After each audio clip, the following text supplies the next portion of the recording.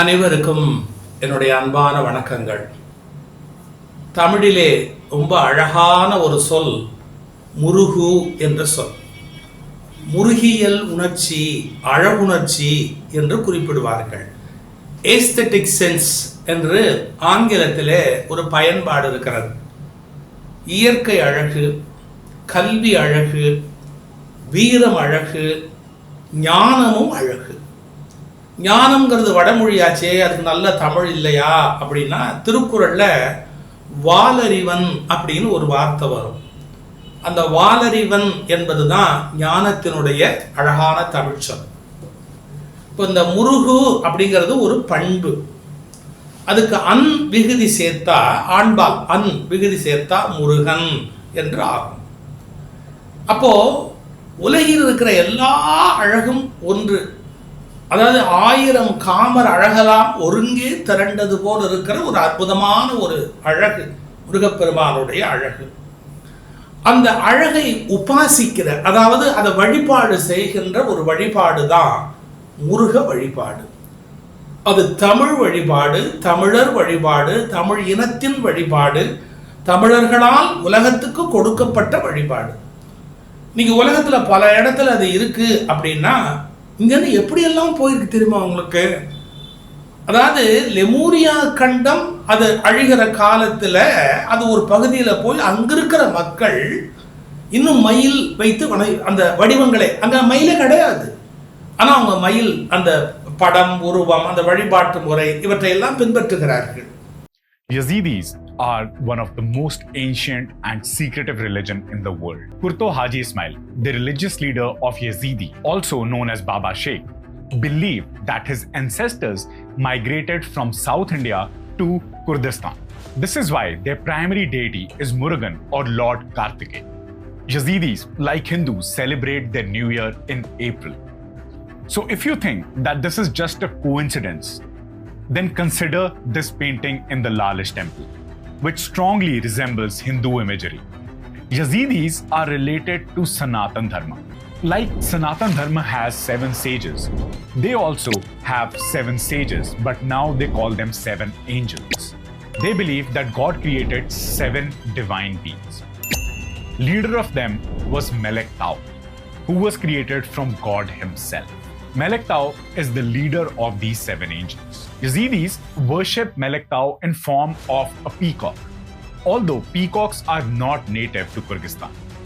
If you know the story of Kartikeya, then this would sound familiar, because Kartikeya or Lord Murugan is born out of Lord Shiva's third eye, and Kartikeya was made commander-in-chief of Devas, and his vehicle is a peacock.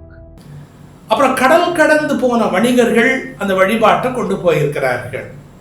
படையெடுப்பு மூலமாக நாம செய்யலை, நாம் பண்பாட்டை பரப்புவதன் மூலமாக அந்த முருக வழிபாடு இன்றைக்கு உலகமெல்லாம் பரவியிருக்கு.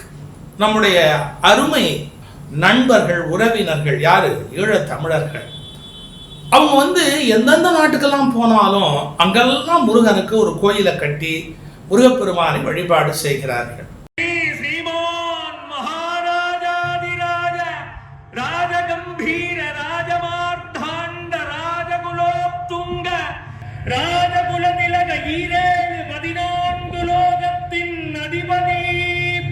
நாடாளும் நாயகன் அழகன் குழகன் ஆனந்த சித்தன் நல்லூர்பதி காவலன் நல்லூர் அடியார் காதலன் அரண் அண்டஜராஜர பிரபஞ்சோற்பத்தி நிமித்த காரணன் வேதத்தின் நாயகன் வேள்வியின் தாயவன் முறையாகம பொருளவன் முத்தமிழ் ஆனவன் நல்லூர் கந்தசாமியார் பரியேறி வாரா.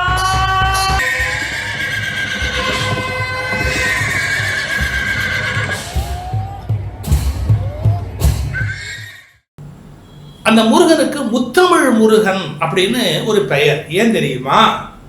இயல், இசை, நாடகம் இது 3ஐயும் தமிழ் ஒரு சிறப்பு அங்கமாக கொண்டிருக்கிறது. முத்தமிழால் வைதாரையும் அங்கு வாழ வைப்பான், அருணகிரியாருடைய திருவாக்கு. திட்டுறவங்க கூட தமிழ்ல திட்டினா முருகன் சிரிப்பான். அடே நம்ம தமிழ் பேசுறான்டா, நம்ம தமிழ் பேசுறான்டா, முத்தமிழால் வைதாரையும் திற்றவன், வைதாரையும் அங்கு வாழ வைப்பார். இந்த மாதிரி ஒரு கான்செப்ட், ஒரு கருத்துரு எங்கேயாவது பார்க்க முடியுமா? இந்த கொஞ்சம் இதை புரிஞ்சுக்கிறது கஷ்டம். நான் சுலபமாக உங்களுக்கு சொல்றேன். ஞானசம்பந்தர முருகன் அப்படின்னு அருணகிரிநாதர் பாடுறாரு. எத்தனை பேருக்கு தெரியும்? ஆமா, ஞானசம்பந்தர் நம்ம பார்த்த பெரிய புராணத்துல இந்த சைவ சமயத்தை எடுத்து நிறுத்திய ஒரு மாபெரும் தமிழ் ஞான சம்பந்தர். அவர் தமிழ் நற்றமிழ் வல்ல ஞான சம்பந்தம் அப்படின்னு சொல்றாரு இல்லையா? அந்த ஞான சம்பந்தருக்கு முருகன் அப்படின்னு ஒரு பட்டம் கொடுக்குறாரு அருணகிரிநாத பெருமான். திருப்புகழ் படிங்க, தெரியும். உலக படமேல் வளர்ந்த பெரிய பெருமாளரங்கர் உலகளவும் ஆல்மகிழ்ந்த மருகோனே உபய குல தீப துங்க விருது கவி ராஜ சிங்க உரை புகழியூரில் அன்று வருவோனே. போடு சக்க உரை புகழியூர் சீர்காழியில வந்தார். உபய குல தூப திங்க விருது கவி ராஜ சிங்க உரை புகழி ஊரில் அன்று வருவோனே. நான் எவ்வளவு நுட்பமான விஷயம் சொல்றேன்னு புரியுதா? அதாவது முருகு என்பது தெய்வத்தன்மை, ஞான தமிழ், ஞான உரு, அழகுரு. அழகுனா வெளியில இருக்கிற காஸ்மெட்டிக்ல போட்டுக்கிற பியூட்டி இல்லை, அது உள்ளேந்து வருகிற ஒரு பேர் அழகு. அந்த அழகு உடைய ஆண் முருகனாக கொண்டாடப்படுவது தமிழ் மரபு. உருத்திர சன்மன் அப்படின்னு வருது. எடுத்து புராணத்தை படிச்சு பாருங்க, வரலாறு படிச்சு பாருங்க. அந்த உருத்திர சன்மன் முருகப்பெருமான் அப்படின்னு ஒரு கணக்கு இருக்கு. அதெல்லாம் சொன்னா புராணங்கள் போய்கொண்டே இருக்கும். நான் எதுக்கு அவ்வளவு சொல்றேன்னா, ஒவ்வொரு பகுதியிலும் வாழ்ந்த அருளாளர்கள் அவர்கள் தெய்வத்தன்மை நிரம்புகிற போது அவர்கள் முருகனால் கொண்டாடப்படுவார்கள். உரை புகழி ஊரில் அன்று வருவோனே அருணகிரியார் திருவாக்க ஆழமா புரிச்சுக்கணும். அந்த முருகனுக்கு ஒரு மிகப்பெரிய ஒரு மாநாடு, முத்தமிழ் அன்பர்கள் ஒன்று, உலகலாம் இருக்கிற அன்பர்களை ஒருங்கு சேர்த்து ஒரு பெரிய மாநாடு. அந்த முருகப்பெருமானுடைய பெருமைகளை கலை நிகழ்ச்சிகளோடு, சமய அறிஞர்களோடு, தத்துவ சிந்தனையாளர்களோடு, இயல் இசை வல்லுநர்களோடு, திருப்புகள் பாட பல அன்பர்கள், எந்த வேறுபாடும் கிடையாது, எல்லா பிரிவிலிருந்து எல்லா மக்களும் கலந்து கொள்கிற ஒரு அருமையான மாநாட்டை பழனியிலே கூட்டுகிறார்கள். தமிழக அரசினுடைய முயற்சியோடு, பழனி திருக்கோயிலுடைய மிகப்பெரிய ஒத்துழைப்போடு முருக அன்பர்கள் ஏற்பாடு செய்திருக்கிறார்கள். எல்லாரும் கலந்து அங்கு முருகப்பெருமானுடைய அருள் அமுதத்தை பருக வேண்டும் என்பது என்னுடைய அன்பான வேண்டுதல். அந்த முத்தமிழ் முருகன் மாநாடு வெற்றி பெறுவதற்கு முருகப்பெருமானுடைய இன்னொரு வேணும். அவர் தமிழ் கடவுளா இல்லையான்னு? அவர் தான்ப்பா தமிழ் கடவுள். தமிழ் கடவுள் அவர் தான். 12 கரங்களோட இருக்கிறாரு, 18 கண்ணோட இருக்கிறாரு. இப்படிலாம் எடுத்தா உயிர் எழுத்து மையெழுத்து வாரியசாமி பேச்சு கேளுங்க. தமிழினுடைய வடிவம் முருகப்பெருமானுடைய வடிவம். ஆயுத எழுத்துன்னு தமிழ்ல ஒண்ணு இருக்கு, வேலாயுதம்னு ஒரு ஆயுதம் வச்சிருக்கிறாரு. தமிழே வடிவம் இல்லையா? அவர் தமிழ் கடவுள் அப்படின்னு சொல்வதில் யாருக்கா தயக்கம் வருமா? திருத்தி பேசுறாங்க. சொன்னதெல்லாம் தமிழ் கடவுள்னு பேசுறத புரிஞ்சுக்காம வேற மாதிரி திருச்சி பேசுறாங்க. அது அவங்க வேலை. பேசிட்டு வாங்க, எல்லாரும் சேர்ந்து முருகப்பெருமானை பருகுவோம். உலகெங்கும் இருக்கிற முருகா பக்தர்களை, அன்பர்களை, தமிழர்களை அனைவரையும் முருகப்பெருமானுடைய அருளமதம் பருகுவதற்கும், அறிஞர்களுடைய பேச்சு, கலை இவற்றையெல்லாம் அனுபவிப்பதற்கும் அன்போடு அழைக்கிறேன்.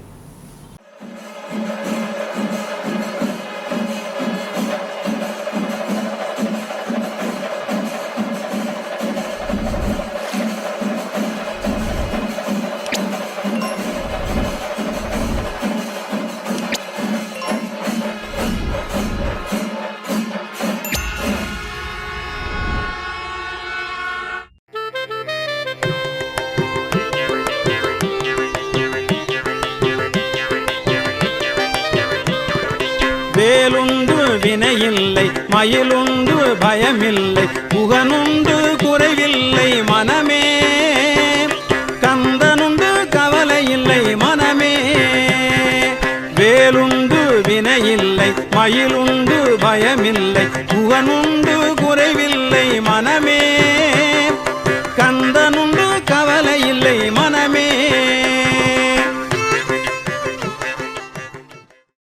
அனைத்துலக முத்தமிழ் முருகன் மாநாடு வரும் ஆகஸ்ட் 24 மற்றும் 25 ஆகிய தேதிகளில் அதிசயம் அநேகமுற்ற பழனிமலை என்று அருணகிரிநாத பெருமானால் பாடப்பெற்ற பழனியம் பதியில் ஆதிநகர்த்தர்கள், ஆன்றோர் பெருமக்கள், உலகெங்கும் உள்ள சமயச் சான்றோர்கள், அருந்தமிழ் அறிஞர்கள், அறுமுகம் அடியார் என அனைவரும் கூடும் அற்புத மாநாடு.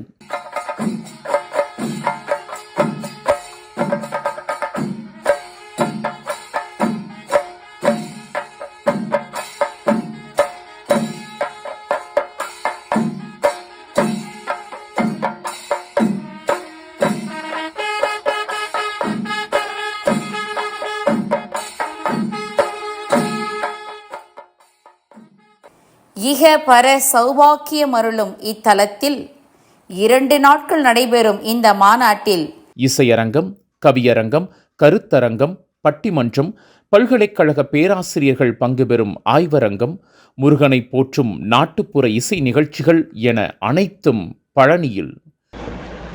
முருகன் அடியார்களுக்கு நற்பணியாற்றிய அன்பர்களுக்கு விருது வழங்கும் பெருவிழா. முருகனை போற்றும் நாட்டுப்புற இசை நிகழ்ச்சிகள் என அனைத்தும் நம் பழனியில் நடைபெற உள்ளது.